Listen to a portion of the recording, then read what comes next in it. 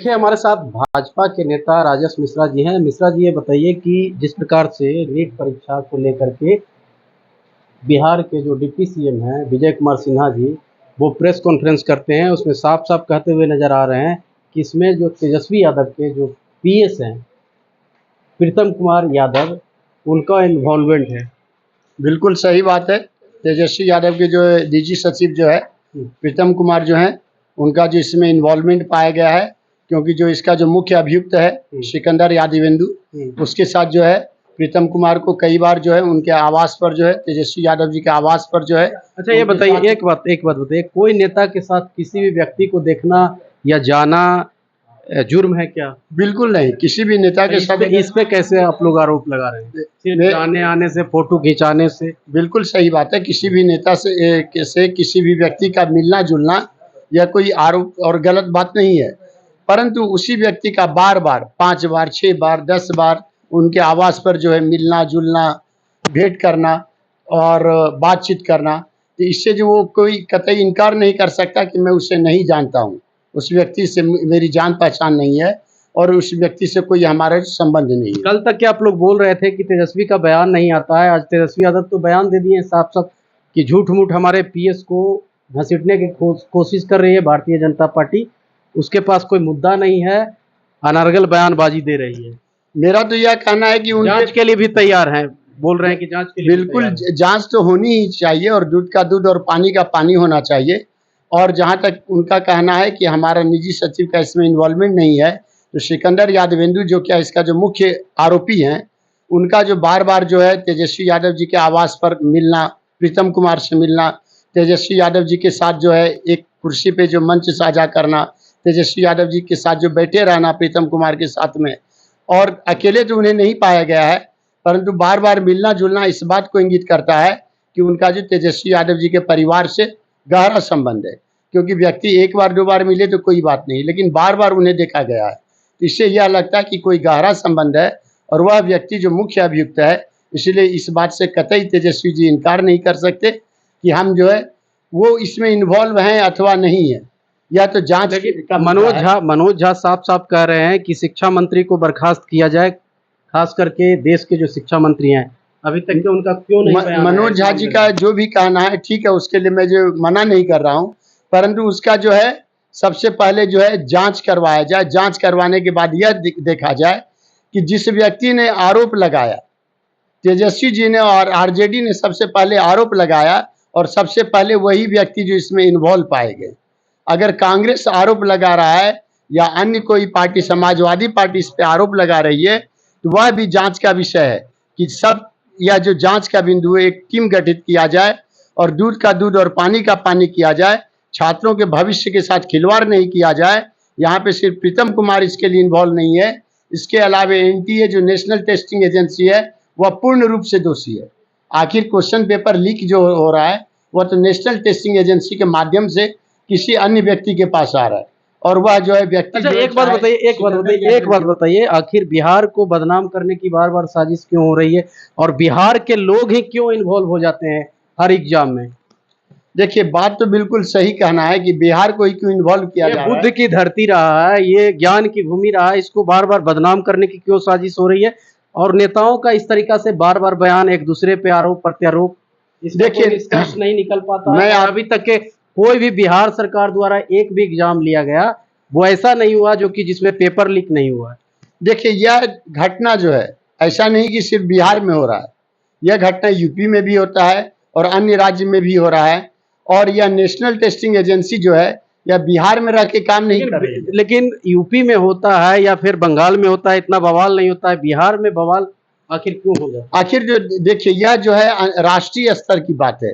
जो बच्चे जो है प्रथम पहली कक्षा से पढ़ाई करते हैं और 12वीं कक्षा तक जी जान से मेहनत करते हैं, अन्य जगह बाहर जाकर संस्थान में, कोटा हो, दिल्ली हो, अन्य जगह जाकर कोचिंग करते हैं, काफ़ी मेहनत से जो पढ़ाई करते हैं, और जब उनके सामने जो वह प्रश्न पत्र आता है जो कि पहले से लीकेज हो, तो फिर उनके भविष्य के साथ खिलवाड़ होता है और फिर उनका जो है मेरिट लिस्ट में नाम जब नहीं मिलता है, तो उनके सामने जो है कोई जो ऑप्शन नज़र नहीं आता है। तो यह जो है, जहाँ तक कि नेशनल टेस्टिंग एजेंसी की बात है, यह तो राजस्थान में है।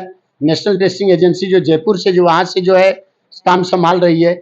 इसीलिए जो है ऐसा नहीं कहा जा सकता कि बिहार ही पूर्ण रूप से इन्वॉल्व है, क्योंकि इसका जो लीकेज जो है वहाँ से लेके यहाँ तक जो है सिकंदर यादवेंदु जी जो हैं यहाँ तक और तेजस्वी यादव के परिवार तक इन्वॉल्व है, और इसमें सबकी मिली भगत ये दावा कैसे कर सकते हैं कि तेजस्वी यादव के परिवार तक के अगर दावा नहीं है तो कोर्ट नहीं हो सकते हैं, न्यायालय बिल्कुल दोष रोपण प्रत्यारोप अलग चीज हो जाता है, किसी के ऊपर सिद्ध करना अलग नहीं, सिद्ध हम नहीं कर सकते हैं। इसके लिए जो बिल्कुल एक निष्पक्ष जो जांच एजेंसी बैठाया जाए और जांच एजेंसी के माध्यम से जो भी इसमें दोषी है उसको जो है कार्रवाई की जाए, दूध का दूध और पानी का पानी किया जाए।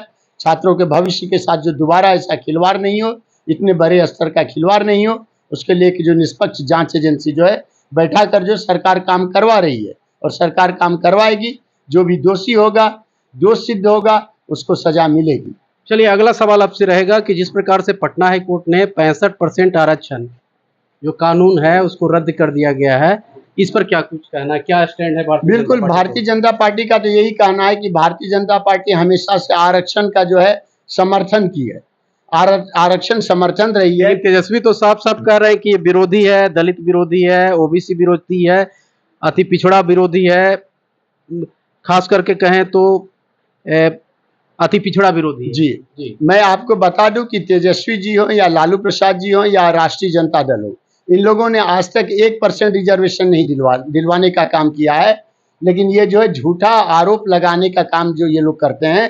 पहली बार भारतीय जनता पार्टी जो है भारत की पहली पार्टी है जिसने जो 50% आरक्षण 1990 में भारतीय विश्वनाथ प्रताप सिंह की सरकार। क्या लगता है कि इस मामले में भारतीय जनता पार्टी जाएगी सुप्रीम कोर्ट, इस मामले को लेकर के? Bharatiya Janata party supreme court जाएगी नहीं, या तो बात का ये जो है हमारे जो है ऊपर का विषय है। दो तरीका के आप लोग बात करते हैं, आप लोग कुछ करते हैं, प्रधानमंत्री जी कुछ करते हैं। बिल्कुल नहीं, प्रधानमंत्री जी जो भी निर्णय लेंगे वह बिल्कुल सही निर्णय लेंगे, वह कभी भी गलत निर्णय नहीं ले सकते हैं। मेरा सीधा सवाल, क्या जाएगी भारतीय जनता पार्टी इस मामले को लेकर? भारतीय जनता पार्टी अब या तो जो है राज्य सरकार का भी विषय बनता है और नीतीश कुमार सरकार से जो है विचार विमर्श करने के बाद ही जो आगे कोई कदम उठाया जाएगा। इसके लिए जो दोनों सरकार जो आपस में बात करेगी और उसके बाद जो आगे कोई कदम उठाएगी, या ऊपर का बिंदु है या हम लोगों के विषय की बस। चलिए, एक और सवाल रहेगा आपसे चलते चलते कि जिस प्रकार से बिहार सरकार के भू राजस्व मंत्री हैं, उनका एक बयान आता है कि अपराधी को गोली मारा जाए, इस पर कितना सहमत है? नहीं, सरकार ऐसा कोई आदेश निकाली है? नहीं, सरकार ने ऐसा कोई आदेश नहीं निकाली है कि अपराधी को गोली मार दिया जाए। अपराधी का जब तक जो है यह कन्फर्म नहीं हो जाता है कोर्ट के द्वारा कि वह सचमुच में अपराधी है, उसके बिना आप कैसे गोली मार देंगे? और कोर्ट तो उसके लिए खुद है सजाप्ता के लिए। तो ऐसा कोई बात नहीं है कि अपराधी को गोली मार दिया जाए, ऐसा कोई कानून नहीं बना है बिहार में, या हमारी कोई सरकार ऐसा कोई कानून नहीं बनाई है कि अपराधी को पकड़ के गोली मार दो, ऐसी कोई बात नहीं है। क्या इस बात पे आप सहमत नहीं है? नहीं, इस बात से मैं सहमत नहीं हूँ। क्या लगता है कि इस तरीका का जो बयान दिया जाता है नेताओं के द्वारा, उन पे कार्रवाई होनी चाहिए कहीं ना कहीं? देखिए, अब वर्बल स्टेटमेंट का कोई जगह नहीं होता। मैं आपको कह रहे हैं, आप संवैधानिक पद पे हैं, मंत्री हैं, इस तरीका के बयान आप देते हैं, कभी सांसद बयान देते हैं। मैं आपको बता दूं, सांसद हो या कोई भी कार्रवाई नहीं होनी चाहिए, कार्रवाई होनी चाहिए कि नहीं? मेरी एक बात सुन लीजिए, सांसद हो चाहे कोई भी बयान दे करके कुछ भी निकल सकता है, और कोई भी लोग कह देंगे कि निजी बयान है, इस तरीका से। जी नहीं, चाहे सांसद हो चाहे जो कोई भी आम नागरिक हो, हर किसी को अभिव्यक्ति की स्वतंत्रता है। आर्टिकल 19 कुछ भी कोई बोल दे, गोली मार दो, नहीं, उसके साथ जो है रीजनेबल रिस्ट्रिक्शन है। उसके ऊपर जो पार्टी जो है खुद है, सरकार हमारी है। तो क्या मानते हैं कि इस तरीका के बयान को आप समर्थन नहीं करते हैं? नहीं, ऐसे बयान को कोई भी समर्थन नहीं कर सकता और हमारी पार्टी है। लेकिन तेजस्वी यादव तो साफ कह रहे हैं कि संगत का असर हो चुका है जेडीयू का। जी नहीं, मैं जदयू क्या इंडिसिप्लिन पार्टी है? सबसे इंडिसिप्लिन पार्टी अगर जेडीयू को भाजपा में साथ आने से संगत का असर हो चुका है जी नहीं, ऐसी बात नहीं है। यह बिल्कुल बेबुनियाद आरोप लगाया जा रहा है, बिल्कुल बेबुनियाद आरोप है। या तो ऐसी एक बात बताइए कि आपकी पार्टी और भी लोगों की पार्टी जितनी भी है, उनके नेताओं का जहरीला बयान ऐसा क्यों आता है? और ये कहाँ तक की ठीक बात है? कौन सा जहरीला बयान आपको? अब इसको क्या कहिएगा कि गोली मारो अपराधी को खुलिया? देखिए, मैंने कहा ना, आर्टिकल 19 के तहत अभिव्यक्ति की स्वतंत्रता है। फिर हम वही बात आपको कहेंगे कि आप संवैधानिक पद पे हैं, इस तरीका से बयानबाजी से बचे। बिल्कुल सही बात है, लेकिन जब आदमी जो गुस्सा और जज्बा में आ जाता है, लगता है कि बहुत गलत हो रहा है, उस समय जो हमारे जो है गोली एकदम आदेश दे देना है कि गोली मार दो। बोलने से गोली नहीं चल जाता है और वह आदेश नहीं होता। बोलने से ही तो प्रभाव पड़ता है समाज में। हाँ, यह बात है, प्रभाव पड़ता है। तो ऐसे बातों का जो कोई जो है, मैं अपने स्तर से क्या मानते हैं कि कार्रवाई होनी चाहिए ऐसे मंत्रियों पे जो इस तरीका से बयान देते हैं अनर्गल? देखिए, वर्बल स्टेटमेंट के लिए कार्रवाई की कोई जगह नहीं होती, उसके लिए तो पार्टी है। पार्टी अपने ऊंचे स्तर से सारा चीज देख रही है और पार्टी कार्रवाई करेगी, पार्टी देखेगी। उसके लिए जो जांच का बिंदु बनेगा, देखा जाएगा कि कहाँ गलत है, किस परिस्थिति में उन्होंने यह बात बोला, ऐसी वह कौन सी विषम परिस्थिति थी जो उन्हें बोलना पड़ा, ये सब बात है। चलिए, हमारे साथ थे भाजपा के नेता राजेश मिश्रा जी। इनका साफ शब्दों में कहना है कि जो नीट परीक्षा में जो खास करके धांधली हुई है, उसमें कहीं ना कहीं तेजस्वी यादव तक की ये ताड़ बता रहे हैं। हालांकि कितना उचित होगा ये हम इसकी पुष्टि नहीं कर सकते हैं, लेकिन इनका जहाँ तक आरक्षण की बात, इनसे जब सवाल जवाब हमने किया तो इन्होंने कहा कि भारतीय जनता पार्टी हमेशा से आरक्षण का सपोर्टर रही है, जबकि यही अपोजिशन का लोगों को कहना है, खास करके तेजस्वी यादव का, ये सब दलित विरोधी हैं। खास करके भारतीय जनता पार्टी के लोग दलित विरोधी, मुसलमान विरोधी, ओबीसी विरोधी, अति पिछड़ा विरोधी कहे तो ये तेजस्वी यादव का बयान है। वहीं इनका साफ शब्दों में कहना है कि तेजस्वी, खास करके जो मंत्री जी का बयान आया है कि अपराधियों को गोली मारने का आदेश सरकार द्वारा निर्गत किया गया है, ऐसा इनका कोई किसी प्रकार का कहना है कि कोई ऐसा बयान नहीं है, किसी प्रकार का कुछ नहीं है। लेकिन जो मंत्री जी बयान दिए हैं वो बयान को कहीं न कहीं इन्होंने खंडन किया।